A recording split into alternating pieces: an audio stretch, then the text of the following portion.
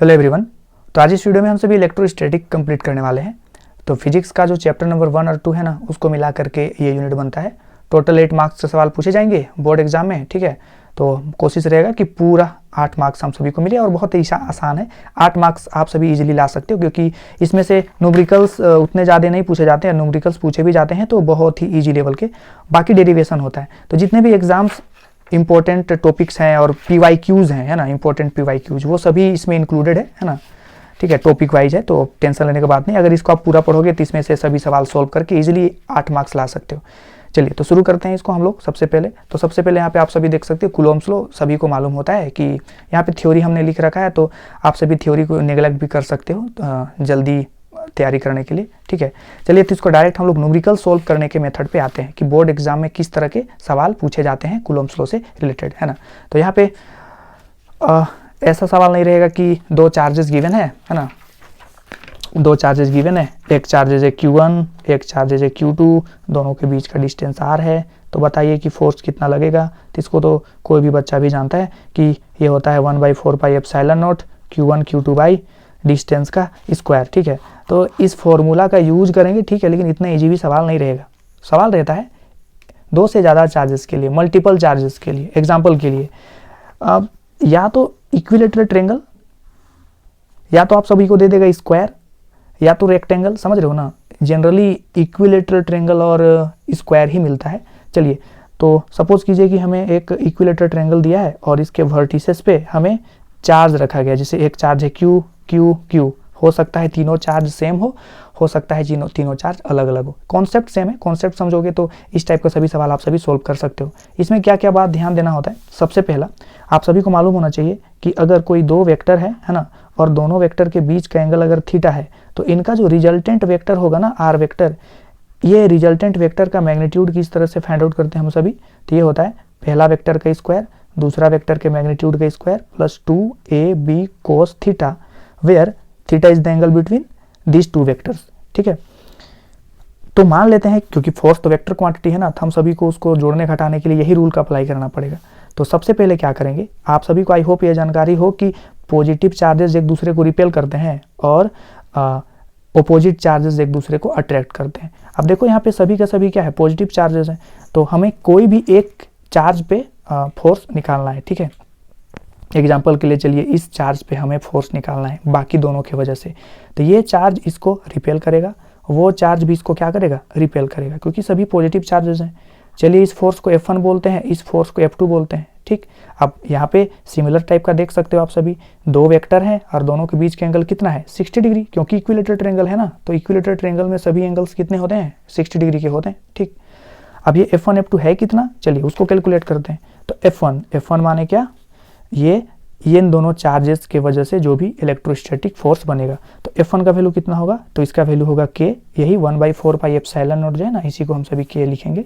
K Q1 के जगह पे है Q, Q2 के जगह पे भी है Q, तो यहाँ पे Q स्क्वायर लिखेंगे। और डिस्टेंस कितना है, चलिए इसका लेंथ को L मान लेते हैं, है ना, जो भी क्वेश्चन में गिवन रहेगा वही मानेंगे। F2 क्या होगा, तो F2 होगा इन दोनों के बीच का फोर्सेस, मतलब कि K Q1 Q2 by distance का स्क्वायर, यानी कि L का स्क्वायर। तो बाई सिमेट्री आप सभी देख सकते हो ये दोनों सेम है ना। और अक्सर ऐसा होता है कि CBSE में जो भी इससे रिलेटेड न्यूमेरिकल्स होगा ना, या तो इक्विलेटरल ट्रायंगल या तो स्क्वायर दे करके, तो जितने भी फोर्स होंगे ना आप एक दूसरे को रिलेट कर सकते हो सकता है पहला वाला फोर्स दूसरे का डबल हो या फिर सेम हो, हर बार ऐसा होता है। तो आप लोग उसको कन्वर्ट कर लेना। जैसे F1 को हम लोग F कह रहे हैं, F2 को भी F कह रहे हैं, क्योंकि दोनों सेम है ना, तो 1 2 कहना ठीक है, कह के बना भी सकते हो, लेकिन टफ होगा थोड़ा सा कैलकुलेशन, तो हम लोग दोनों को सेम कह लेते हैं, F और F, है ना। तो हमें कुल मिलाकर के बात यह है कि एक वेक्टर इस ओर है और एक वेक्टर इस ओर है, और दोनों के बीच के एंगल कितना है, 60 डिग्री, और ये दोनों वेक्टर क्या है, सेम है। तो हमको रिजल्टेंट फोर्स मालूम करना है। तो वो रिजल्टेंट फोर्स कैसे मालूम करेंगे, F net is equal to root under, ये बस आपको एक समझाने के लिए एक एग्जांपल है, ठीक है। अभी हम लोग देखेंगे इसमें कि PYQs कैसे आए हैं और उसको हम सभी कैसे सोल्व कर सकते हैं सेम मेथड से। तो F नेट क्या होगा, पहला वाला वेक्टर का स्क्वायर, दूसरा वाला वेक्टर का स्क्वायर, प्लस 2F कोस 60 डिग्री, है ना। जब इसको आप सोल्व करोगे तो आप सभी को मिलेगा F square plus F square plus 2F square कोस 60 कितना होता है, 1/2, ठीक। तो 2 से 2 कैंसिल हो गया, तो आप सभी देख सकते हो 3 टाइम्स ऑफ एफ स्क्वायर हम सभी को मिलेगा, तो यानी कि f√3 है ना, ये निकला नेट फोर्स। और f के जगह पे हम लोग क्या पुट कर देंगे, ये जो भी फोर्स था है ना, इन्हीं के ना हमने f माना है, ठीक है। अब देखिए प्रीवियस ईयर में किस तरह से सवाल आया है, ठीक। ये एक छोटा सा आप सबको बस एग्जाम्पल मिला। देखिए ये है सीबीएसई का सवाल कि एक इक्विलेटरल ट्रायंगल है जिसका साइड L है और इसके तीनों वर्टिसेस पे Q, 2Q और -4Q चार्ज रखे गए हैं। तो हमको क्या है, obtain the expression for the magnitude of the resultant electric force acting on the charge Q। तो Q पे नेट चार्ज कितना लगेगा, सॉरी नेट फोर्स कितना होगा, उसका एक्सप्रेशन हम सभी को फाइंड आउट करना है। तो यहाँ पे आप सभी को सॉल्यूशन मिल जाएगा, ठीक है। तो हमें क्योंकि इस Q पे फोर्स मालूम करना है ना, तो इस Q पे देखो, तो ये जो 2Q है इस Q पे बाहर की तरफ फोर्स लगाएगा क्योंकि दोनों पॉजिटिव चार्जेस हैं, है ना, और ये नेगेटिव चार्ज है तो इसको अट्रैक्ट करेगा। तो इसको हमने F2 कहा है, इसको हमने F1 कहा है। और यहाँ पे F1 का वैल्यू कैसे लिखे हैं, तो F1 इन दोनों के बीच में लग रहा है ना फोर्स, तो उसका फॉर्मूला क्या होता है, K Q1 Q2 by L का स्क्वायर, क्योंकि इसका लेंथ हम सभी को L दे रखा है क्वेश्चन में ही, ठीक है। तो हमने वही यहाँ पे लिखा। सिमिलरली F2 भी हमने लिखा K Q1 Q2, और ये एक Q है और एक 4Q है। तो हमने यहाँ पे माइनस नहीं लिखेंगे क्योंकि माइनस प्लस डायरेक्शन के लिए इंक्लूड कर दिए हम लोग, यहाँ पे एरो बना दी है ना, वही माइनस हम लोगों को हो गया। हमको यहाँ पे बस मैग्नीट्यूड लिखना है, ठीक है, और डायरेक्शन के लिए हम लोग यहाँ पे एरो से बता देंगे। तो एक वेक्टर F1 है, एक वेक्टर F2 है। अब फिर से देखो यहाँ पे F1 का वैल्यू कितना है 2K Q1 Q2 by R, ठीक, और यहाँ पे F2 कितना है 4 times of K Q1 Q2 by R, यानी कि L का स्क्वायर जो भी लेंथ दे रखा है। तो देखो यहाँ पे क्या है, तो यहाँ पे देख सकते हो 2K Q square by L square है, और यहाँ पे क्या है 4K Q square by L square है, इसका डबल है ना। अगर यहाँ पे 4 को 2 × 2 लिख देंगे तो हम लोग इसको 2F1 लिख सकते हैं बस। अगर ये F1 है तो हम लोग इसको 2F1 लिखेंगे ना, F2 लिखने का ज़रूरत नहीं है, लिखोगे फिर भी सही आंसर आएगा, लेकिन कोशिश करेंगे जितना हो सके कम वेरिएबल हो, ठीक है। अब नेट फोर्स कैसे निकालेंगे, तो देखो एक वेक्टर है इस ओर और एक वेक्टर है इस ओर, है ना, F1 और F2, और इन दोनों के बीच का एंगल कितना है 120 डिग्री। कैसे पता चला 120 होगा, क्योंकि इक्विलेटरल ट्रायंगल है। तो अब देखो ये तो 60 होगा ना, तो ये 60 और ये टोटल 180 होना चाहिए, तो उसके अकॉर्डिंग यहाँ पे क्या होगा, ये 120 होगा, और इनका रिजल्टेंट कहीं यहाँ से निकलेगा, ठीक है। और हमको इसका डायरेक्शन नहीं बताना, बस मैग्नीट्यूड बताना है, तो इसको हम लोग बोलेंगे नेट फोर्स, है ना। और ये क्या है, ये है F1, और ये क्या है, ये है 2F1। तो दो वेक्टर है F1 और 2F1, दोनों के बीच का एंगल थीटा है, तो वही फॉर्मूला हमने लगाया a² b² plus 2ab cos theta, और सोल्व कर दिया, ठीक है। तो हम लोगों का आंसर क्या आया F1√3, और F1 किसको हमने कहा है, F1 कहा है ये 2K Q square by L square, तो वही हमने यहाँ पे वैल्यू पुट कर दिया। और K हमने किसको कहा है 1/4 पाई एप्सिलॉन नॉट को हर बार हम लोग K लिखेंगे यहाँ पे, ठीक, सिंपल बनाने के लिए। तो ये रहा पहला सवाल। इसी तरह से आप सभी देखो दूसरा सवाल क्या बोला, स्क्वायर दे दिया, और स्क्वायर में एक वर्टिसेस पे Q स्मॉल q ये चार्जेस को सभी वर्टिसेस पे प्लेस किया गया है, और इसका साइड जो है A है। तो बोला है यहाँ पे find the resultant electric force on the charge Q। Capital Q पे, कोई भी एक कैपिटल Q पे हम लोगों को रिजल्टेंट फोर्स चाहिए, तो हम डिसाइड कर चुके हैं, चलिए इस पे हम लोगों को रिजल्टेंट फोर्स चाहिए, ठीक है। तो ये Q इस Q को रिपेल करेगा ना, इसीलिए हमने इसको F1 कहा। ये Q इस Q को रिपेल करेगा, तो इसको हमने F3 कहा। और ये Q देखिए, ये जो कैपिटल Q है ये इस कैपिटल Q को रिपेल करेगा ना, उसको हमने F2 कहा है, मतलब ये F1 F2 और F3, ठीक। और ये तीनों फोर्सेस को यहाँ पे हमने डिफाइन कर दिया है कि F1 किसके बीच का फोर्स है, F2 किसके बीच का फोर्स है, F3 किसके बीच का फोर्स है, और सबका एक्सप्रेशन लिखते हैं। चलिए F1 क्या होगा, तो F1 क्या है, तो F1 है इन दोनों चार्जेस के बीच का फोर्स, तो उसका फॉर्मूला होता है K Q1 Q2 by distance का स्क्वायर जो कि A है ना, तो उसको हमने A स्क्वायर लिख दिया। सिमिलरली F2 क्या होगा, इन दोनों चार्जेस के बीच का फोर्स, तो वो होगा K Q1 Q2 बाई ये डिस्टेंस होता है डायगोनल ऑफ स्क्वायर A√2 है ना, उसका स्क्वायर करेंगे तो ये बन जाएगा। F3 देखो, इसको लिख सकते हैं K Q by A square. आप सभी देखो F1 F3 को सेम बोल सकते हैं ना, तो उसको हमने बोल दिया, ठीक है। अब यहाँ पे देखो तो दो फोर्सेस, ये जो F1 फोर्स है और ये जो F3 फोर्स है, ये दोनों फोर्सेस आपस में क्या है, परपेंडिकुलर है ना। तो पहले इन दोनों फोर्सेस का हमने रिजल्टेंट निकाला, एक फोर्स है F1 और ये फोर्स है F2, लेकिन दोनों को हम F बोल सकते हैं और इनका रिजल्टेंट क्या होगा, तो a² b² 2ab cos theta, और F1 भी F है, F2 भी F है, और यहाँ पे cos 90 डिग्री 0 हो गया, ठीक है। तो इसका वैल्यू कितना आया, f√2, और f किसको हमने कहा था, ये इन दोनों में से किसी एक को f कहा था, तो उसका वैल्यू हमने यहाँ पे पुट कर दिया। तो अभी ये जो f√2 आया है ना, ये आया है इन दोनों का रिजल्टेंट, कहने का मतलब F1 F3 का रिजल्टेंट, और संयोग से यही हो रहा है कि F2 भी है, इन दोनों चार्जेस की वजह से जो फोर्स होगा F2 वो भी उसी डायरेक्शन में, ठीक। तो यहाँ पे हमने लिखा कि क्योंकि जो नेट फोर्स होगा ना और F2 होगा, ये दोनों सेम डायरेक्शन में, देख सकते हो F2 इस ओर है और F नेट भी इस ओर है, दोनों सेम डायरेक्शन में है।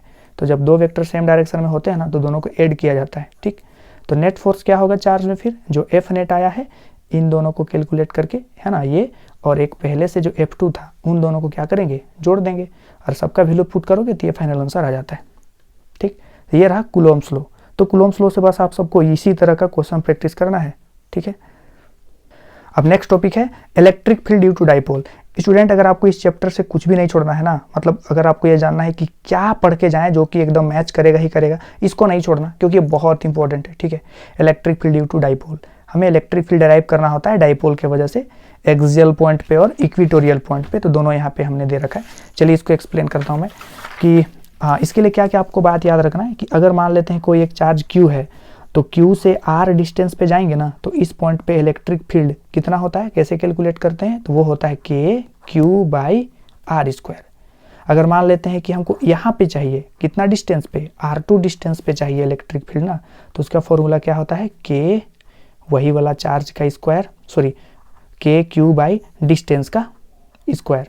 अगर मान लेते हैं आपको 5 सेंटीमीटर पे चाहिए, है ना, तो हम लोग इसमें इलेक्ट्रिक फील्ड कैसे कैलकुलेट करेंगे, K जो भी चार्ज है Q/ जो भी डिस्टेंस होगा 5 सेंटीमीटर, इसका स्क्वायर। मतलब कि अगर कोई पॉइंट चार्ज Q है और R डिस्टेंस पे हमको इलेक्ट्रिक फील्ड मालूम करना है, तो इसका जो फॉर्मूला होता है वो होता है KQ/ जो भी डिस्टेंस है उसका स्क्वायर, ठीक है। तो इसका यूज हम लोग करेंगे। साथ में डायरेक्शन को भी ध्यान रखना है, अगर प्लस चार्ज है तो इलेक्ट्रिक फील्ड बाहर बाहर की तरफ होता है ना, आउटवर्ड डायरेक्शन में, और अगर नेगेटिव चार्ज है तो इलेक्ट्रिक फील्ड हमेशा इनवर्ड डायरेक्शन में होता है ना, अंदर की तरफ। तो प्लस के लिए इलेक्ट्रिक फील्ड बाहर बाहर की तरफ और माइनस के लिए इलेक्ट्रिक फील्ड अंदर अंदर की तरफ, ये डायरेक्शन का बात हुआ। इतना अगर आपको पता चला तो फिर से चलिए हम लोग इसको सोल्व करते हैं, ठीक है। तो हम लोगों को क्वेश्चन क्या रहता है कि एक हम लोग इलेक्ट्रिक डाइपोल हमें गिवन होगा। इलेक्ट्रिक डाइपोल किसको कहते हैं, तो जब इक्वल और अपोजिट चार्जेस को किसी दूरी पे हम लोग, किसी डिस्टेंस पे हम लोग रख देते हैं ना, तो इसी अरेंजमेंट को इलेक्ट्रिक डाइपोल कहते हैं। फॉर एग्जांपल, एक अगर -Q चार्ज होगा तो एक +Q चार्ज होगा, अगर एक -3 होगा तो एक +3 कूलम चार्ज होगा। चार्जेस इक्वल होंगे, बस साइन में उल्टा होंगे, ठीक है। और जब इनको कुछ डिस्टेंस के साथ हम लोग सेपरेट कर देते हैं, हम लोग NCERT में जो भी डिस्टेंस लेते हैं वो 2a ले रहे हैं, ठीक है। आप लोग कोई भी डिस्टेंस ले सकते हो, तो हम लोग 2a लिए हैं इनके बीच का डिस्टेंस, ताकि इसका जो मिड पॉइंट है ना, तो इसका आधा लेंथ को a और a बोल पाए, इसके लिए। तो डाइपोल मोमेंट को P से दिखाएंगे, और इसका जो मैग्नीट्यूड होता है वो होता है, दोनों में से कोई भी एगो चार्ज को रखेंगे और दोनों के बीच का जो डिस्टेंस है ना उसको मल्टीप्लाई करेंगे, इसी को हम लोग कहते हैं इलेक्ट्रिक डाइपोल। और इसका जो ये एक वेक्टर क्वांटिटी है और इसका जो डायरेक्शन होता है ना वो होता है नेगेटिव टू पॉजिटिव चार्ज, ठीक। ये याद रखेंगे आप सभी कि डाइपोल मोमेंट का डायरेक्शन क्या होता है, negative to positive charge. Tension नहीं लेना है क्योंकि इसका जो भी नोट्स है वो इंक्लूडेड है यहाँ पे, ठीक है।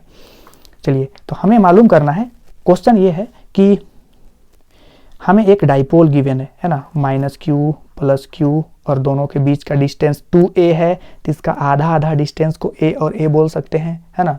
तो इसका बीच वाला पॉइंट से, है ना, मिड पॉइंट से हमको कुछ दूर जाना है, कितना दूर, r दूर जाएंगे, और इसी लाइन पे एक पॉइंट लेंगे, है ना। चलिए उस पॉइंट को a कहता हूं मैं, और इसी पॉइंट पे मुझे इलेक्ट्रिक फील्ड चाहिए। अब यहाँ पे इलेक्ट्रिक फील्ड किसकी वजह से होगा, इस Q के वजह से भी होगा, बाहर के तरफ, क्योंकि ये प्लस है ना, तो इसके वजह से इलेक्ट्रिक फील्ड बाहर की तरफ होगा। चलिए इसको E + Q कहते हैं। और ये माइनस के वजह से भी यहाँ पे ना इलेक्ट्रिक फील्ड होगा, लेकिन वो होगा माइनस के तरफ, है ना। चलिए इसको E - Q बोलते हैं। तो यहाँ पे हमको नेट इलेक्ट्रिक फील्ड पता करना होगा, तो क्या करना पड़ेगा, ये दोनों वेक्टर को, मतलब एक वेक्टर उधर है एक वेक्टर इधर है, दोनों अपोजिट डायरेक्शन में है ना, तो दोनों का मैग्नीट्यूड को माइनस करना पड़ेगा, ठीक है। तो यही हम लोगों को मालूम करना है। तो चलिए इसको शुरू करते हैं। तो अगर इलेक्ट्रिक फील्ड चाहिए हमको प्लस क्यू चार्ज की वजह से, तो इलेक्ट्रिक फील्ड का फॉर्मूला क्या होता है, के जिस चार्ज की वजह से निकालना है वो वाला चार्ज क्यू बाई डिस्टेंस का स्क्वायर। डिस्टेंस कितना होगा, यहाँ से लेकर के यहाँ तक का डिस्टेंस कितना होगा, तो देखो यहाँ से यहाँ तक, यहाँ से यहाँ तक कितना है, आर और ए दोनों को क्या करना पड़ेगा, यहाँ से यहाँ तक तो आर है ना, लेकिन हमको यहाँ से यहाँ तक ही चाहिए, यहाँ से यहाँ तक ही चाहिए, ठीक। तो आर में से ए को यहाँ से यहाँ तक को हटा देते हैं, तब ना ये मिलेगा डिस्टेंस हमें, ठीक है। तो यहाँ डिस्टेंस कितना होगा, आर माइनस ए का स्क्वायर। इसी तरह से अगर माइनस क्यू की वजह से इलेक्ट्रिक फील्ड चाहिए, ये वाला चार्ज की वजह से, तो क्या लिखेंगे, के यही वाला चार्ज क्यू, और डिस्टेंस कहाँ से कहाँ तक लेना होगा, यहाँ से लेकर के यहाँ तक लेना होगा। तो ये तो ऑलरेडी आर था, एक्स्ट्रा ए चलना पड़ा, तो यहाँ पे लिखना पड़ेगा आर प्लस ए का होल स्क्वायर। अब हमें अगर नेट इलेक्ट्रिक फील्ड चाहिए, है ना, तो नेट इलेक्ट्रिक फील्ड चाहिए तो क्या करना पड़ेगा, इसके लिए दोनों को माइनस करना पड़ेगा, और माइनस करने के लिए बड़ा वाला को पहले लिखेंगे। तो आप देखो नीचे ये चीज़ छोटा है, तो मतलब कि इसी को ओवरऑल हमें बड़ा कहना पड़ेगा ना, तो हमको क्या करेंगे, ई प्लस क्यू और ई माइनस क्यू दोनों को माइनस कर देंगे, क्योंकि ये बड़ा है ना, देख सकते हो डिनोमिनेटर छोटा यानी कि ओवरऑल वैल्यू बड़ा, और इसमें डिनोमिनेटर बड़ा तो ओवरऑल वैल्यू ये छोटा। तो बड़ा वाला को पहले लिखेंगे, छोटा वाला को बाद में लिखेंगे। अब इसका वैल्यू कितना है, के Q by are minus A का होल स्क्वायर, के Q by R plus A का होल स्क्वायर। अब इसी को आगे सोल्व करते जाएंगे तो आंसर आएगा, वो हम यहाँ से एक्सप्लेन करते हैं, क्योंकि अल्टीमेटली आप सभी यही नोट्स पढ़ोगे ना, इसीलिए। चलिए, तो ई प्लस क्यू ये रहा, ई माइनस क्यू ये रहा, जो अभी मैंने एक्सप्लेन किया था वहाँ, ठीक है। ये दोनों को माइनस कर रहे हैं। अब यहाँ में से कॉमन निकाल दिया हमने, फिर यहाँ पे क्या बचा, 1 बाई आर माइनस ए का होल स्क्वायर। चलिए इसको सोल्व भी करते हैं, है ना। देखिए ये इन दोनों में से हम के क्यू को बाहर निकालेंगे तो क्या बचेगा, 1 बाई आर माइनस 1 का whole square minus 1 by R plus A का होल स्क्वायर, यानी कि के क्यू। अब इसको अगर एलसीएम लेके सोल्व करोगे तो क्रॉस मल्टीप्लाई कर देते हैं, तो आर प्लस ए का whole square, R minus A का होल स्क्वायर बाई, इसको लिख सकते हैं R minus A, R plus A दोनों का स्क्वायर, क्योंकि दोनों में है ना स्क्वायर, ठीक है। अब यहाँ पे देखो तो a प्लस बी का होल स्क्वायर में ब्रेक करोगे तो आप सभी को क्या मिलेगा, A square plus B square plus 2ab। Similarly a minus B का होल स्क्वायर में ब्रेक करोगे तो ए स्क्वायर प्लस होता, लेकिन क्योंकि ये माइनस जा करके अंदर माइनस कर देगा, ठीक है। ए स्क्वायर बी स्क्वायर माइनस था जिसको कि प्लस बना देगा 2ab, तो इसमें से कैंसल आउट होकर के हम सभी को ये मिल रहा है। अब यहाँ पे ध्यान देने वाली बात है कि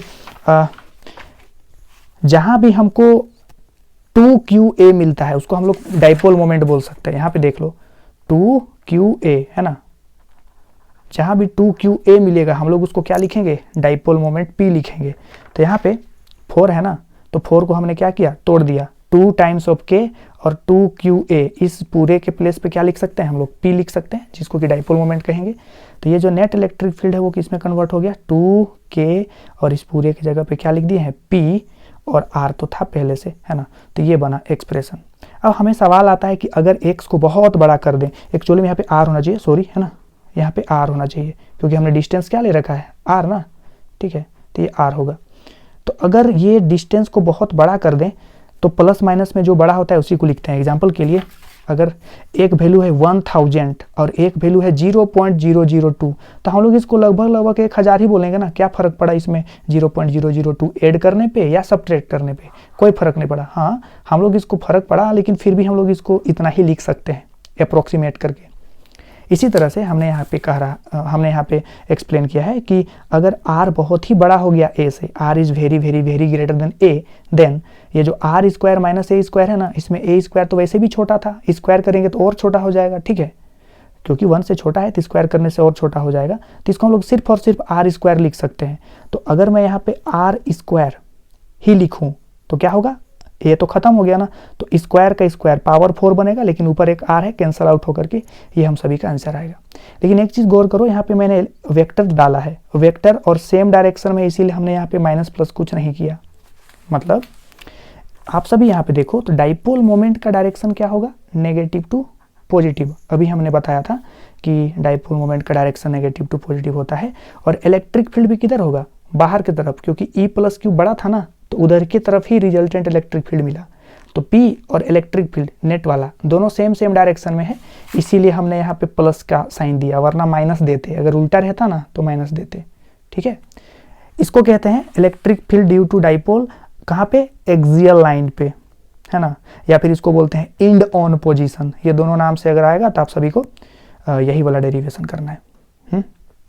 दूसरा, हमें अभी फिर से इलेक्ट्रिक फील्ड मालूम करना है डाइपोल के वजह से ही, लेकिन अभी अंतर क्या है, अंतर रहा यहाँ पे, जैसे मान लेते हैं एक डाइपोल दिया है -q +q, दोनों के बीच का डिस्टेंस a है, सॉरी 2a है, तो हाफ डिस्टेंस कितना होगा, a और a। तो अभी हमने इस मिड पॉइंट से r डिस्टेंस लिया था इसी लाइन के लॉन्ग ना, अभी हमें r डिस्टेंस लेना है परपेंडिकुलर।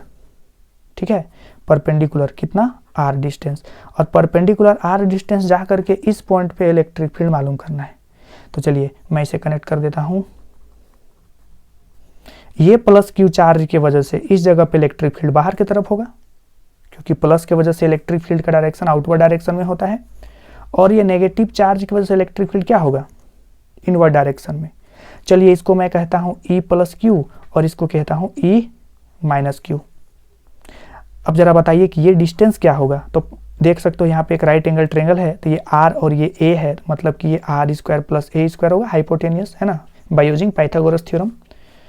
अब दिक्कत यह है कि एक वेक्टर इधर है ना, और एक वेक्टर इधर है, और इस वेक्टर का वैल्यू है E + q और इस वेक्टर का वैल्यू है E - q। चलिए E + q भी हम सभी निकाल सकते हैं। E + q कितना होगा, तो k q बाई डिस्टेंस का स्क्वायर, और डिस्टेंस तो ये है ना। देखिए E + q का मतलब क्या है, इस चार्ज के वजह से इस जगह पे इलेक्ट्रिक फील्ड, तो फॉर्मूला होता है ना k q और जो भी डिस्टेंस होगा उसका स्क्वायर। तो डिस्टेंस कितना है, r² + a² का रूट था, तो स्क्वायर करेंगे तो रूट कैंसिल हो जाएगा ना। इसी तरह से E - q कितना होगा, तो ये होगा k q by r² a², क्योंकि ये भी डिस्टेंस सेम होने वाला है। तो आप सभी देखो कि E + q और E - q दोनों सेम है, तो हम लोग इसको माइनस प्लस नहीं बोल करके सिर्फ a बोलेंगे, सॉरी E बोलेंगे। ठीक है, ताकि कैलकुलेशन आसान हो जाए। अब दिक्कत यह है कि चलिए इसको भी हम E कह रहे हैं, इसको भी हम E कह रहे हैं, तो दोनों का रिजल्टेंट निकालने के लिए बीच वाला एंगल तो चाहिए ना। ठीक है, तो यहाँ पे देखो वही एंगल हम सभी को मालूम करना है, तो क्योंकि ये दोनों साइड सेम है तो ये दोनों एंगल सेम होगा। चलिए इसको कुछ देर के लिए हम थीटा बोल देते हैं। तो ये एंगल कितना होगा, तो ये एंगल होगा 2 थीटा बाई ज्योमेट्री। एंगल होता है वो इंटीरियर ओपोजिट एंगल्स के सम के बराबर होता है, आप सभी को ये मालूम होगा आई होप। तो ये थीटा, तो ये 2 थीटा। ठीक है, तो इनके बीच में एंगल कितना है, 2 थीटा है। तो हम सभी क्या करेंगे, resultant electric field, resultant vector निकालने का जो फॉर्मूला होता है, जिसे यहाँ पे आप सभी देखो आप अच्छे समझ में आएगा। तो ये रहा थीटा और ये 2 थीटा। ठीक है, इनके बीच के एंगल ये है 2 थीटा। E - q और E + q को हमने यहाँ पे लिख दिया, दोनों को हम E कह रहे हैं क्योंकि दोनों का वैल्यू सेम है। तो रिजल्टेंट क्या होगा, E + q का स्क्वायर E - q का square plus 2ab cos theta, है ना। लेकिन थीटा भी नहीं यूज करेंगे क्योंकि एंगल 2 थीटा है ना। तो यहाँ पे देखो आप सभी, यहाँ पे एंगल 2 थीटा है, तो यहाँ भी हमने 2 थीटा यूज किया है। ठीक, एक वेक्टर इधर है, एक वेक्टर इधर है, E + q और E - q, और दोनों को तो E बोले हैं ना, तो अब प्लस माइनस लिखने की जरूरत नहीं है। E² plus 2e² cos theta, क्योंकि सबको हमने E बोल रखा है। अब यहाँ से देखो तो दोनों को जोड़ेंगे तो 2e² होगा, और यहाँ भी 2e² है और cos 2 थीटा है। 2e² और 2e² कॉमन निकाल सकते हैं, तो क्या बचेगा, 1 + cos 2 थीटा। और ट्रिगोनोमेट्री फॉर्मूला होता है 1 + cos 2 थीटा को हम लोग 2 cos² थीटा लिखते हैं। तो इस पूरे के जगह पे हम यहाँ पे 2 cos² थीटा लिख सकते हैं। और रूट से बाहर करना है, तो ये 2 और 2 बन के बाहर आया, E² बन के बाहर आया, और cos² थीटा है तो cos थीटा बन के बाहर आया। ठीक है, अब ये cos थीटा का वैल्यू कितना होगा, तो आप सभी यहाँ में से कोई भी दोनों ट्रायंगल में से कोई भी एक ट्रायंगल ले सकते हो। हमने एक ट्रायंगल लिया, ये R है, ये A है, ये R² + A²। तो इस ट्रायंगल से cos थीटा आप सभी कैलकुलेट करोगे तो मिलेगा ना, A/R² + A²। तो वही हमने यहाँ पे पुट किया। ठीक है, अब E का प्लेस पे पुट करना है, तो वो पीछे हम सभी को मिल जाएगा देखने को। हाँ, तो यहाँ पे 2 KQ, मतलब ये जो E का वैल्यू था वो हमने यहाँ पे कैलकुलेट किया, और cos थीटा का वैल्यू हमने यहाँ पे पुट किया। सबको सोल्व किया तो हमें देखिए आप सभी 2QA, इन सभी के जगह पे P लिख सकते हैं, क्योंकि हम सभी को मालूम है 2QA को P यानी कि डाइपोल मोमेंट कहते हैं। तो नेट इलेक्ट्रिक फील्ड क्या होगा, KP बाई दिस, क्योंकि K और ये तीनों के प्लेस पे हमने क्या लिख दिया, P लिख दिया। ठीक है, फिर से आर अगर बहुत बड़ा हो तो हम लोग क्या कर सकते हैं, आर स्क्वायर और ए स्क्वायर को लगभग आर स्क्वायर बोल सकते हैं, ठीक। तो ई नेट कितना हो जाएगा, के पी बाई आर क्यूब, क्योंकि देखो स्क्वायर था, ए तो हट गया, तो ये 2 से 2 कैंसिल होगा तो आर का पावर 3 बनेगा, तो वही आर का पावर 3 यहाँ पे। अब यहाँ पे वेक्टर के फॉर्म में हमने अगर लिखा तो एक माइनस देना पड़ेगा, क्यों, क्योंकि इलेक्ट्रिक फील्ड इधर है और नेट डाइपोल मोमेंट इधर है। फिगर में देखो एक बार आप लोग, हाँ यहाँ पे इन दोनों वेक्टर की वजह से रिजल्टेंट इलेक्ट्रिक फील्ड इस ओर है और ये जो डाइपोल मोमेंट है वो इस ओर है, ये दोनों आपस में उल्टा उल्टा है ना, इसीलिए अगर हमें वेक्टर लिखना पड़ेगा तो हमको क्या देना पड़ेगा, माइनस साइन देना पड़ेगा, ठीक है, इसीलिए हमने यहाँ पे माइनस साइन दिया, ठीक। तो ये दोनों इंपॉर्टेंट टॉपिक है, बहुत ही ज़्यादा जरूरी, इस चैप्टर से इसको छोड़ना ही नहीं, बिल्कुल भी नहीं, ठीक है। चलिए आगे बढ़ते हैं। फिर से ये भी, इसको भी आप सभी नहीं छोड़ सकते, एक्चुअली में यहाँ पे जितने भी हैं मैक्सिमम तो इम्पोर्टेंट टॉपिक्स ही हैं, ठीक है।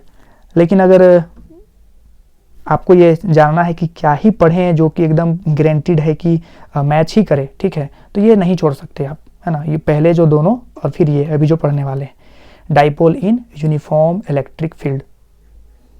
चलिए तो इसको समझते हैं। तो इसको समझने के लिए भी आपको कुछ बात याद मतलब जानकारी लेना पड़ेगा और आई होप आप सभी को मालूम हो, बहुत कोई को तो नहीं भी मालूम होगा, कोई बात नहीं। चलिए तो अभी जानते हैं कि हम सभी को मालूम है कि अगर नहीं भी मालूम है तो देखें, मान लेते हैं कि ये यूनिफॉर्म इलेक्ट्रिक फील्ड है ना। यूनिफॉर्म इलेक्ट्रिक फील्ड कैसे पहचानोगे, तो देखोगे सभी लाइन पैरेलल होंगे, है ना, और इनके बीच का जो गैपिंग होगा ना वो भी सेम होगा, तो पहचान जाना कि वो यूनिफॉर्म वाला इलेक्ट्रिक फील्ड है। तो अगर यूनिफॉर्म इलेक्ट्रिक फील्ड में कोई चार्ज को रख देते हैं, फॉर एग्जाम्पल यहाँ पे एक चार्ज को रख दिए और ये चार्ज कैसा चार्ज है, पॉजिटिव चार्ज है, तो इस चार्ज में फोर्स लगता है, कितना फोर्स लगता है, इस चार्ज में फोर्स लगेगा Q इंटू ई, इतना फोर्स लगता है। डायरेक्शन क्या होगा, अगर प्लस चार्ज है तो इलेक्ट्रिक फील्ड के डायरेक्शन में ही फोर्स लगता है, और अगर माइनस चार्ज है तो इलेक्ट्रिक फील्ड का उल्टा डायरेक्शन में फोर्स लगेगा, Q इंटू ई, अपोजिट डायरेक्शन में। और उसका मैग्नीट्यूड कैसे निकालते हैं, चार्ज को और इलेक्ट्रिक फील्ड को गुना करके, ठीक है। अब बताना जरा आप लोग कि मान लेते हैं कि यहाँ पे एक डाइपोल हम सभी को गिवन है ना। डाइपोल माने यहाँ पे नेगेटिव चार्ज होगा Q, यहाँ पे पॉजिटिव चार्ज होगा, और हम लोग इसका लंबाई को हर बार कितना लेंगे, 2a लेंगे, है ना, ठीक। और अगर हम इसमें electric field, uniform electric field में इसको हम रखे हैं, ठीक है, यूनिफॉर्म इलेक्ट्रिक फील्ड में रखे हैं, तो क्या होगा, इस प्लस Q पे फोर्स लगेगा इधर के तरफ जिसका वैल्यू होगा Q इंटू ई, और इस माइनस Q पे फोर्स लगेगा Q इंटू ई, लेकिन बस डायरेक्शन उल्टा होगा, है ना। अब देखो एक फोर्स है इधर जिसका वैल्यू है Q ई, और एक फोर्स है इधर जिसका वैल्यू कितना है Q ई, तो नेट फोर्स कितना होगा, दोनों अपोजिट डायरेक्शन में, तो नेट फोर्स कितना होगा, 0। जैसे अगर एक फोर्स इधर है 10 न्यूटन का और एक फोर्स इधर भी लग रहा है 10 न्यूटन का, तो नेट फोर्स कितना हुआ, दोनों फोर्स कैंसिल होकर 0 हो जाएगा ना। अपोजिट डायरेक्शन में अगर रहता है दो वेक्टर तो क्या करते हैं, दोनों का मैग्नीट्यूड को माइनस करते हैं।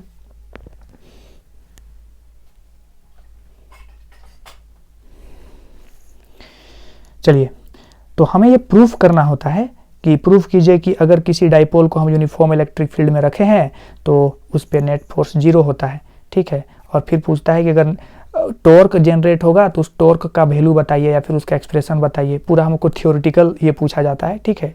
तो हम लोग इसको बड़ा सिंपल लैंग्वेज में मैंने यहाँ पे लिखा, चलिए इसको देख लेते हैं।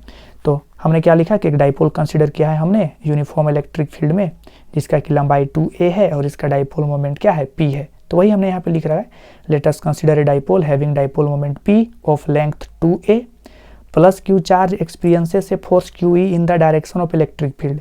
ये जो प्लस q चार्ज है ये इलेक्ट्रिक फील्ड के डायरेक्शन में QE फोर्स एक्सपीरियंस करेगा। सिमिलरली जो नेगेटिव चार्ज है वो QE फोर्स एक्सपीरियंस करेगा, लेकिन डायरेक्शन ओपोजिट होगा इलेक्ट्रिक फील्ड के, है ना, वही हमने यहाँ पे लिखा। और क्योंकि ये दोनों फोर्स इक्वल है मैग्नीट्यूड में और डायरेक्शन में ओपोजिट है, तो नेट फोर्स 0 होगा। उसी को बस यहाँ पे एक्सप्लेन करके लिखा गया है, since two forces are equal in magnitude but opposite in direction the net force on dipole क्या होगा, 0 होगा, ठीक। तो ये पहला पार्ट हुआ, नेट फोर्स 0 होता है उसको प्रूफ करने के लिए। अब देखिए अगर दो इक्वल फोर्स, जैसे कि मान लेते हैं अभी QE नहीं लेते हैं, अगर दो इक्वल फोर्स, एक लग रहा है इधर की ओर 5 न्यूटन और इधर की ओर लग रहा है 5 न्यूटन, तो ये जो इक्वल फोर्स है ये अलग अलग पॉइंट पे एक्ट करता है और ओपोजिट होता है डायरेक्शन में, ठीक है। तो ऐसे वाले को कहते हैं कपल है ये, है ना। कपल के ऐसे फोर्स को कहते हैं, ऐसे फोर्स को कपल कहते हैं जो कि डिफरेंट पॉइंट्स पे लगे ओपोजिट डायरेक्शन में और मैग्नीट्यूड क्या हो, सेम हो, है ना। तब हम लोग कहते हैं कि ये कपल है और ये टॉर्क प्रोड्यूस करेगा, ठीक है। तो यहाँ भी आप सभी देख सकते हो कि एक फोर्स QE और एक फोर्स माइनस QE, ये दोनों डिफरेंट पॉइंट्स पे एक्ट कर रहे हैं और इक्वल है मैग्नीट्यूड में, डायरेक्शन भी उल्टा उल्टा है, ठीक है। और नेट फोर्स 0 भी है। तो हम लोग कहेंगे कि यहाँ पे एक टॉर्क बनेगा, टॉर्क प्रोड्यूस होगा।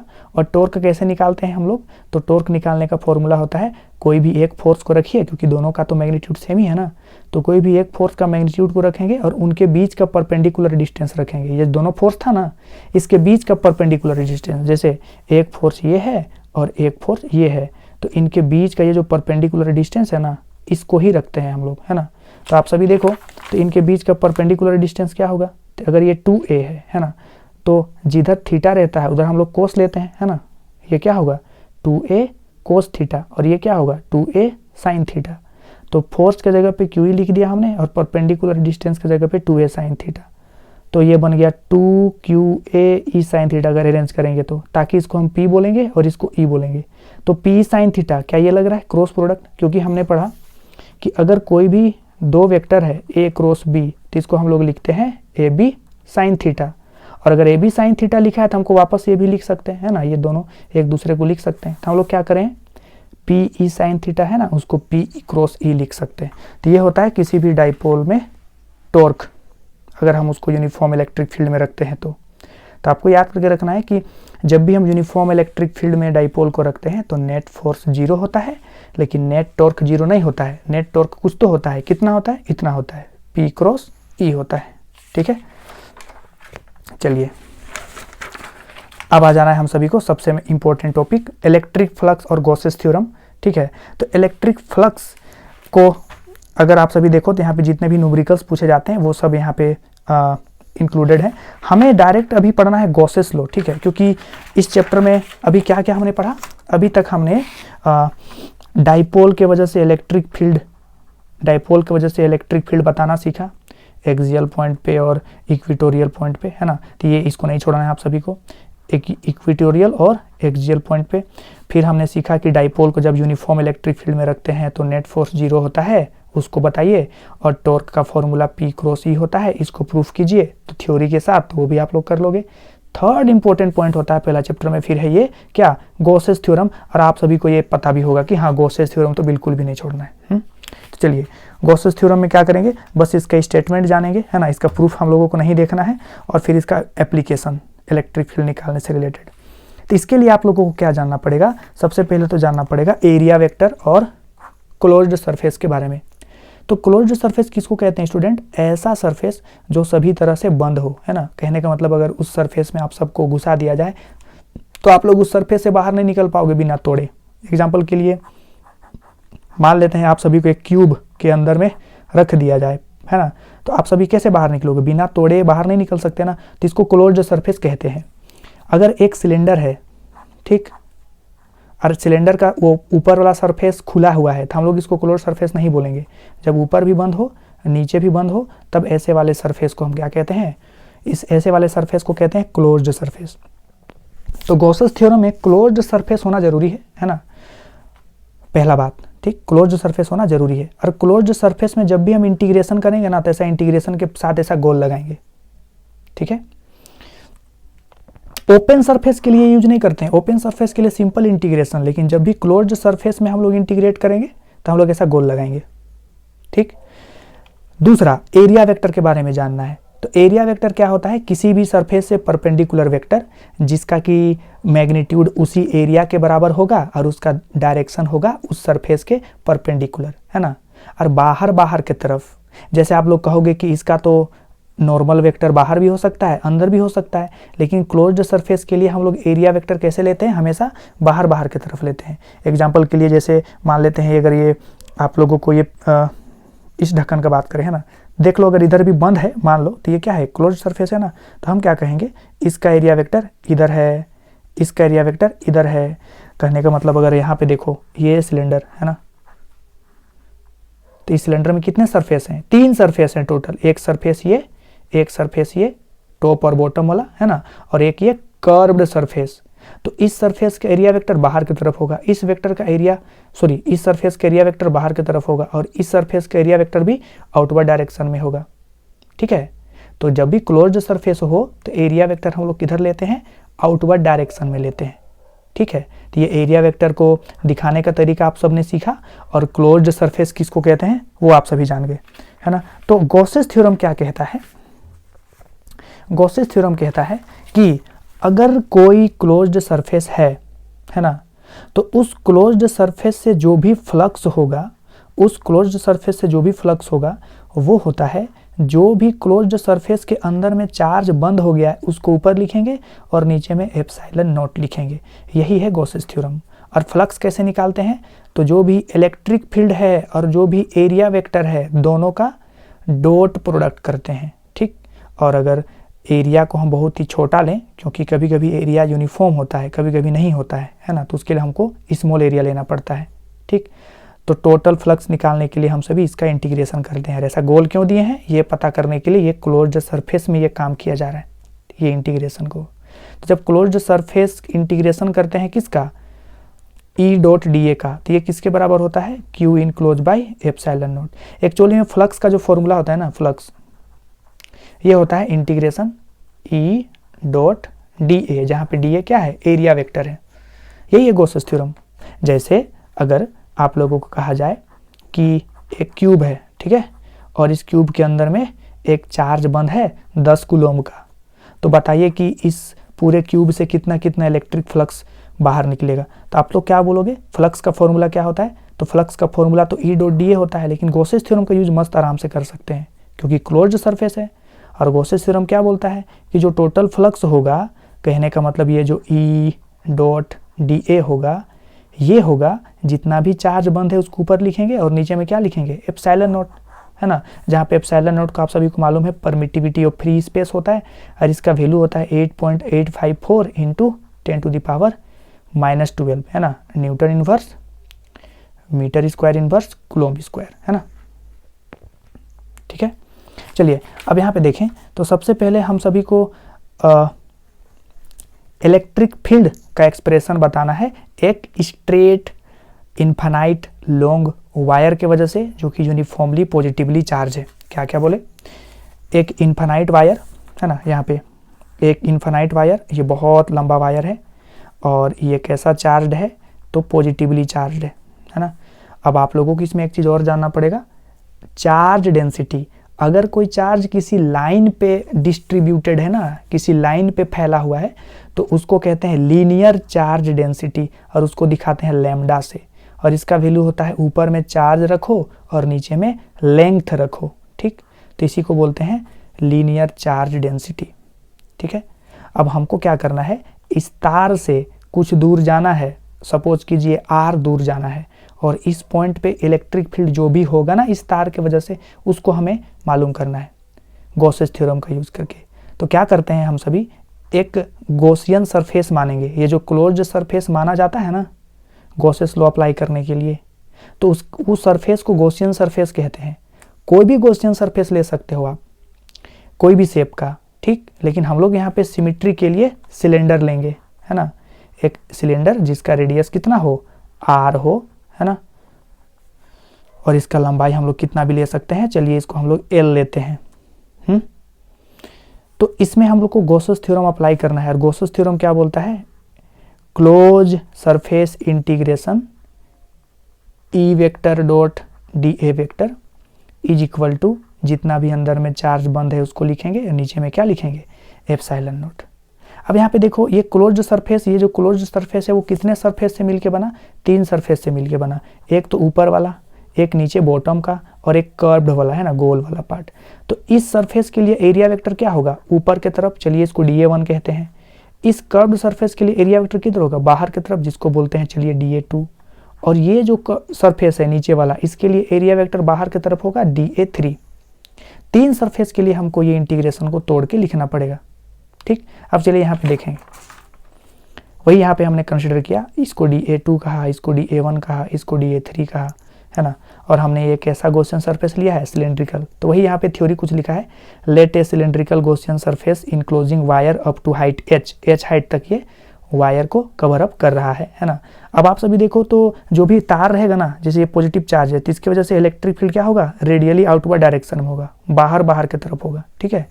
तो इलेक्ट्रिक फील्ड कैसा है, बाहर की तरफ है, अगर इस ओर लेते तो इधर की तरफ बाहर की तरफ होता। तो इलेक्ट्रिक फील्ड और DA2, देखो इलेक्ट्रिक फील्ड इधर है और DA2 ऊपर है, इन दोनों के बीच में 90 डिग्री है ना, तो वही हमने यहाँ पे दिखाया है। और DA3, ये रहा DA3, तो DA3 और इलेक्ट्रिक फील्ड क्योंकि इधर है तो देखो फिर से ये भी 90 डिग्री पे है, ठीक। तो हम लोग अकॉर्डिंग टू गॉसेस थ्योरम जानते हैं कि किसी भी क्लोज्ड सरफेस से जो नेट फ्लक्स होता है E.dA वो होता है जितना चार्ज इनक्लोज्ड है डिवाइडेड बाई एप्सिलॉन नॉट। लेकिन ये क्लोज्ड सरफेस 3 सरफेस से मिलकर बना ना, तो इसीलिए तीनों को अलग अलग तोड़ दिया हमने। और एक चीज गौर करो तो यहाँ पे गोल हमने नहीं दिया है, क्यों, क्योंकि अब ये ओपन सरफेस बना ना, तो इसमें गोल नहीं देना है, दिक्कत हो जाएगा, फिर गलत हो जाएगा। यहाँ पे गोल इसलिए दिया है हमने क्योंकि ये क्लोज्ड सरफेस के लिए बात किया जा रहा है, यहाँ पे नहीं। तो हमने यहाँ पे जो भी फ्लक्स का फॉर्मूला होता है E.dA, E.dA2, E.dA3 तीनों सरफेस के लिए तोड़ दिया है। अब क्योंकि डॉट हटाने से कोस थीटा लगाते हैं ना, ठीक, तो हमने लिखा E.dA कोस 0 डिग्री, क्यों, क्योंकि कोस 0 डिग्री होगा इलेक्ट्रिक फील्ड और पहला वाला एरिया वेक्टर है ना, ये दोनों सेम डायरेक्शन में है तो एंगल 0 डिग्री है। और DA2 और DA3 इन दोनों के लिए तो एंगल 90 डिग्री है, तो वही हमने यहाँ पे लिखा E.dA कोस 0 डिग्री, E.dA2 कोस 90 डिग्री और कोस 90 डिग्री, तो कोस 90 0 होता है, खत्म हो गया वो, है ना।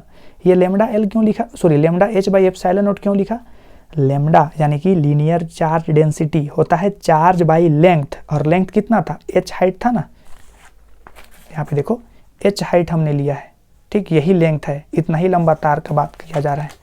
तो lambda is equal to Q by H लिख दिया, तो Q is equal to lambda H हो गया, वही क्यू को यहाँ पे, क्यू का वैल्यू यहाँ पे हमने पुट किया है। तो सिर्फ ये बचा E.dA कोस 0 तो 1 होता है, lambda H by epsilon naught. अब इलेक्ट्रिक फील्ड कांस्टेंट होगा तो बाहर निकाल सकते हैं इसको, है ना। और अंदर में क्या बचा DA1। अब ये DA1 क्या है, अब देखो हम लोग जो है A1 किसको कह रहे थे, A1 कह रहे थे कर्व्ड वाला सरफेस एरिया को, है ना। अब ये छोटा छोटा एरिया को जोड़ेंगे हम लोग, क्योंकि इंटीग्रेशन करना है हम लोगों को, है ना। तो अगर इंटीग्रेट कर रहे हैं और ये छोटा छोटा एरिया को जोड़ेंगे तो कर्व्ड सरफेस एरिया मिलेगा ना हम लोगों को, क्योंकि इसका तो बातें नहीं करना है, वो तो 0 हो गया, 90 हो गए, ठीक है। तो इसीलिए हमने E इंटू ये जो इंटीग्रेशन DA है ना, ये क्या है, curved surface area of cylinder, जो कि होता है 2πRh, ठीक। तो हमने पुट किया, जो भी कैंसिल हुआ उसके बाद ये फॉर्मूला बना, ठीक। तो ये है electric field due to infinite wire जो कि यूनिफॉर्मली चार्ज है। अब इसमें एक सवाल जो अक्सर इसके साथ में पूछा जाता है कि अगर चार्ज पॉजिटिवली था तो इलेक्ट्रिक फील्ड बाहर की तरफ होगा, वायर से बाहर की तरफ होगा, और अगर चार्ज नेगेटिव है तो इलेक्ट्रिक फील्ड अंदर की तरफ होगा, ठीक है। वही हमने लिखा, if charge is positive then E is radially outward and if charge is negative then E is radially inward. अगला एप्लीकेशन है कि हमें एक प्लेन सीट के वजह से इलेक्ट्रिक फील्ड चाहिए, है ना, कितने डिस्टेंस पे, क्योंकि वैसे भी ये डिस्टेंस पे मैटर नहीं करता, अभी हम लोग देखेंगे भी इसको, है ना। तो हम लोगों को एक प्लेन सीट गिवन है ना, एक प्लेन सीट गिवन है, और ये जो प्लेन सीट है वो कैसा चार्ज है, यूनिफॉर्मली पॉजिटिवली चार्ज है। अब देखो तो यहाँ पे जो चार्ज है ना, एक किसी प्लेन सरफेस पे डिस्ट्रीब्यूटेड है, तो ऐसे वाले चार्ज का जो डिस्ट्रीब्यूशन होता है उसको हम लोग कहते हैं सरफेस चार्ज डिस्ट्रीब्यूशन, जिसको सिग्मा से दिखाते हैं। और इसका फॉर्मूला होता है ऊपर में चार्ज रखो, नीचे में एरिया रखो। अभी हमने कुछ देर पहले लीनियर चार्ज डेंसिटी के बारे में बताया था ना, जिसमें चार्ज कैसे डिस्ट्रीब्यूटेड रहेगा, किसी एक लाइन में डिस्ट्रीब्यूटेड रहेगा। तो हम उसको डिफाइन करते हैं, ऊपर में चार्ज लिखेंगे, नीचे में लेंथ लिखेंगे। इसी तरह से अगर एरिया में किसी सरफेस में चार्ज डिस्ट्रीब्यूटेड है तो उसको हम लोग ऊपर में चार्ज लिखेंगे और नीचे में एरिया लिखेंगे, और उसको हम लोग कहते हैं सिग्मा, यानी कि सरफेस चार्ज डेंसिटी। तो इसमें तो सरफेस चार्ज डेंसिटी है ना, ठीक है। चार्ज का डिस्ट्रीब्यूशन किस टाइप का है, सरफेस।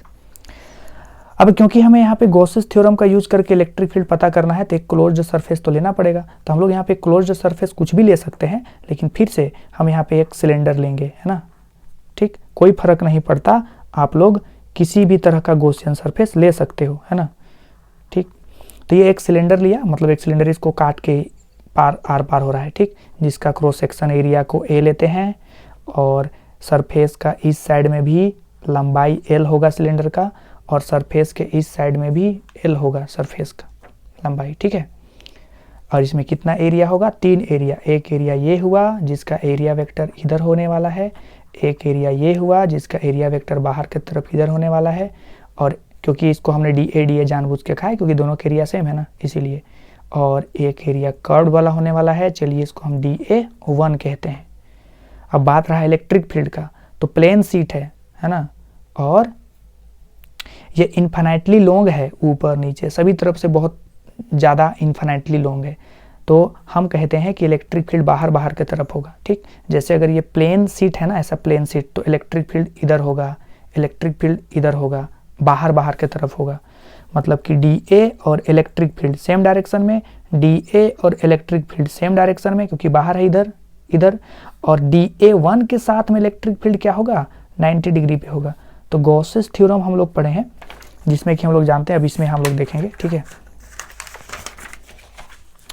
तो हम लोग जानते हैं गॉसेस थ्योरम से कि E.dA क्या होता है, Q enclose by epsilon naught. अब क्योंकि ये क्लोज सरफेस के लिए था और हमको तो 3 सरफेस के लिए तोड़ के लिखेंगे ना इसमें, DA DA DA1, तो वही हमने यहाँ पे लिखा E.dA1 E.dA2 E.dA3, क्योंकि हमने यहाँ पे A1 A2 A3 मान रखा है ना, DA1 DA2 DA3। फिर से यहाँ पे गोल है, लेकिन यहाँ पे गोल नहीं है क्योंकि ये क्या है, ओपन सरफेस के लिए हो गया ना, ये ना क्लोज सरफेस के लिए था। अब इलेक्ट्रिक फील्ड और DA3 ये दोनों आपस में 90 डिग्री पे है, इसका बात कर रहे हैं, ठीक है। ये इलेक्ट्रिक फील्ड और ये एरिया वेक्टर, इन दोनों के बीच में एंगल 90 डिग्री पे है, तो इसके वजह से हम लोग 0 लिख सकते हैं, ठीक। उसको यहाँ पे लिखा है EDA cos 0 degree, EDA2 cos 0 degree, और ये 90 डिग्री खत्म हो गया। और Q के प्लेस पे क्या लिखा है हमने, क्योंकि आप सभी देखो सिग्मा इज इक्वल टू होता था ना Q बाई एरिया, तो Q बराबर होगा सिग्मा इंटू एरिया, तो उस Q को यहाँ पे लिख सकते हैं। अब EDA1 EDA2, क्योंकि ये तो 0 हो गया। अब क्योंकि DA1 और DA2 सेम था, ए है ना, क्रॉस सेक्शन एरिया हमने माना है, ये जो गॉसियन सरफेस था, इसका जो सिलेंड्रिकल गॉसियन सरफेस था, इसका एरिया को A और A माना है, ठीक। इसीलिए DA का इंटीग्रेशन और DA का इंटीग्रेशन 1 और 2 बोलो या फिर सेम भी बोलो, इसका आंसर तो A ही आने वाला है। तो इसीलिए हमने यहाँ पे लिखा कि DA1 और DA2 A मिलेगा, यानी कि E A और यहाँ भी E A, तो sigma A by epsilon not solve करेंगे तो E का बराबर ये मिलेगा। तो यहाँ पे देखो सिग्मा बाई 2 एप्सिलॉन नॉट आया, इसमें डिस्टेंस का कहीं भी जिक्र नहीं है, मतलब ये डिस्टेंस पे डिपेंड नहीं करेगा, प्लेन शीट से कितना भी दूर पे जाएंगे, है ना, ठीक। जब शीट पॉजिटिवली चार्ज रहेगा तो फील्ड बाहर की तरफ, और जब नेगेटिवली चार्ज रहेगा तो इनवर्ड डायरेक्शन में, प्लेन शीट के तरफ होगा इलेक्ट्रिक फील्ड का डायरेक्शन, ये हमने यहाँ पे लिख रखा है, ठीक है। Third and most important application है स्फेरिकल सेल के वजह से इलेक्ट्रिक फील्ड निकालना, ठीक। तो अभी ऐसा समझो आप सभी, एक स्फेरिकल सेल है, सेल मतलब ऐसा स्फेयर जिसका अंदर खोखला, मतलब सॉलिड नहीं है, भरा हुआ नहीं है, जैसे फुटबॉल मान लेते हैं, ठीक है, वो अंदर से खोखला रहता है, बाहर सरफेस रहता है। इसी तरह से एक स्फेरिकल सेल है जिसका रेडियस को हमने R मान रखा है, और इसको पूरा का पूरा पॉजिटिवली चार्ज कर दिया। टोटल कितना चार्ज दिया हमने, इस स्फेयर के सरफेस को मान लेते हैं Q चार्ज दिया। अब हमको स्फेयर के अंदर में और स्फेयर के बाहर में इलेक्ट्रिक फील्ड कैलकुलेट करना है। तो पहला केस लेते हैं जब हम इलेक्ट्रिक फील्ड R डिस्टेंस जा करके स्फेयर से बाहर कैलकुलेट करते हैं। तो इसके लिए ऐसा लिखते हैं हम लोग, है ना, R जो है वो स्मॉल है, किससे, स्मॉल r से, मतलब कि बाहर का बात किया जा रहा है। अब हमको इस पॉइंट पे इलेक्ट्रिक फील्ड चाहिए, तो क्या करना पड़ेगा, पहले तो गॉसियन सरफेस बनाना पड़ेगा ना। तो इसमें हम लोग जो गॉसियन सरफेस बनाते हैं वो स्फेरिकल शेप का बनाते हैं, ठीक। स्फेरिकल शेप का गॉसियन सरफेस लिया, और क्योंकि इसमें एक ही सरफेस होगा, कर्व्ड सरफेस, चलिए उसको DA बोलते हैं। और इलेक्ट्रिक फील्ड भी किधर होगा, बाहर की तरफ, क्योंकि पॉजिटिवली चार्ज है ना, तो आउटवर्ड डायरेक्शन में होगा, रेडियली आउटवर्ड डायरेक्शन में, ठीक। अब अकॉर्डिंग टू गॉसेस थ्योरम हम लोग जानते हैं कि E.dA इज इक्वल टू होता है जितना भी चार्ज अंदर में बंद है बाई एप्सिलॉन नॉट। अब इस गॉसियन सरफेस के अंदर में तो पूरा स्फीयर ही बंद हो गया ना, और इसमें कितना चार्ज है टोटल Q, तो वही Q यहाँ पे लिख सकते हैं। अब डॉट हटाते हैं तो हम लोग कोस थीटा देते हैं, और एंगल कितना है, इलेक्ट्रिक फील्ड भी इधर और एरिया वेक्टर भी इधर, 0 डिग्री, है ना, Q बाई एप्सिलॉन नॉट।